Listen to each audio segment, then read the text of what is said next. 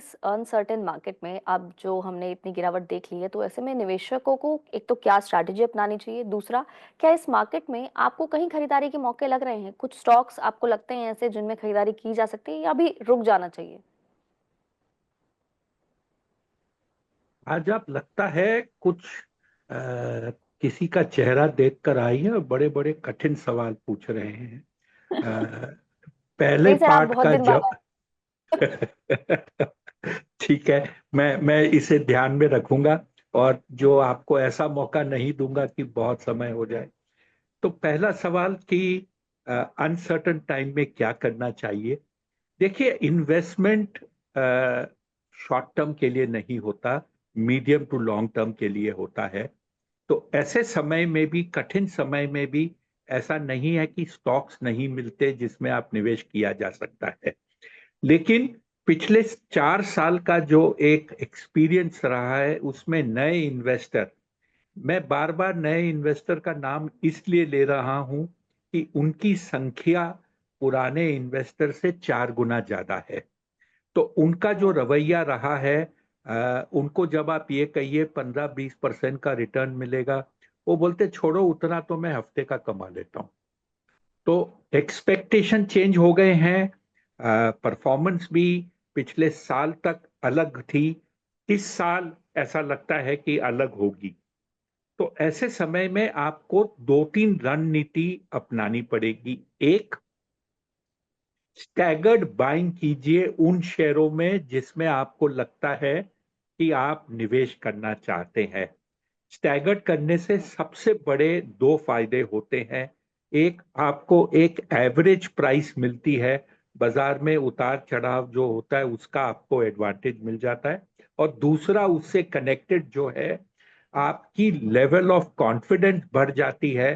क्योंकि मान लीजिए आपने कोई शेयर खरीदा और 15 दिन बाद जब आप खरीदते हो तो उसमें महज 1% ऊपर नीचे का मूवमेंट होता है। तो आपको ये एक तसल्ली होती है कि आपने सही दाम पे खरीदा, 15 दिन में कोई चेंज नहीं हुआ। उसी के सामने अगर मान लीजिए 15 दिन में शेयर 5% घट जाता है, तो शायद आपकी रणनीति खरीदने की उसमें कुछ बदलाव आए।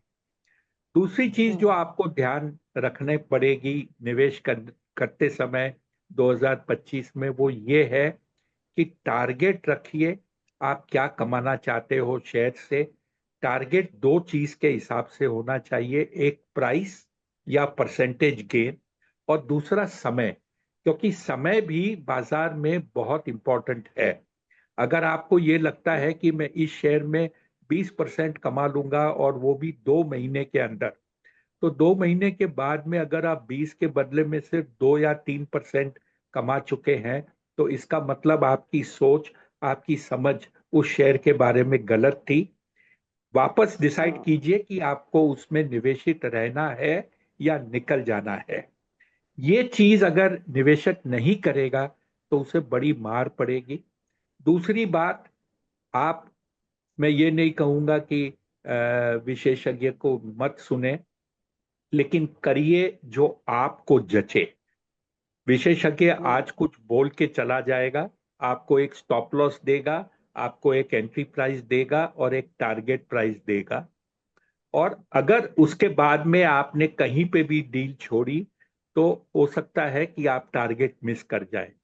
जब तक आप उस कंपनी के बारे में कन्विंस न हो, तो फ्री की जो टिप मिलती है उसे मत स्वीकार कीजिए। कुछ होमवर्क खुद का भी करिए। मैं जानता हूं कि मैं हाँ। मेरे बारे में भी बोल रहा हूं कि मैं जो करता हूं, बट मुझे इस उम्र में अब फर्क नहीं पड़ता कि लोग मुझे ये कहे कि सर हम आपकी बात क्यों सुने। कोई बात